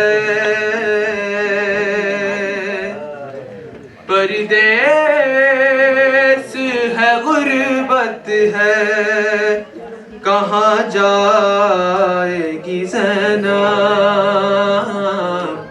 گھبرائے گی زینب گھبرائے گی زینب گھبرائے گی زینب گھبرائے گی زینب گھبرائے گی زینب گھبرائے گی زینب پردیس ہے غربت ہے کہاں جائے گی زینب گھبرائے گی زینب گھبرائے گی زینب گھبرائے گی زینب گھبرائے گی زینب تم ثانی زہرا کی غریبی کو سمجھنا غازی کی قسم ہے تمہیں بھائی نہ تڑپنا بے پردہ تیری لاش پہ جب آئے گی زینب گھبرائے گی زینب گھبرائے گی زینب گھبرائے گی زینب گھبرائے گی زینب کس طرح گزاروں گی قیامت کا وہ لمحہ جب شام غریبا میں میرا سامنا ہوگا بابا سے نگاہیں نہ ملا پائے گی زینب گھبرائے گی زینب گھبرائے گی زینب گھبرائے گی زینب گھبرائے گی زینب انصاف کرو کیسے بہن دل کو سنبھالے اس طرز کا احساس مجھے مار نہ ڈالے باغی کی بہن شام نے کہلائے گی زینب گھبرائے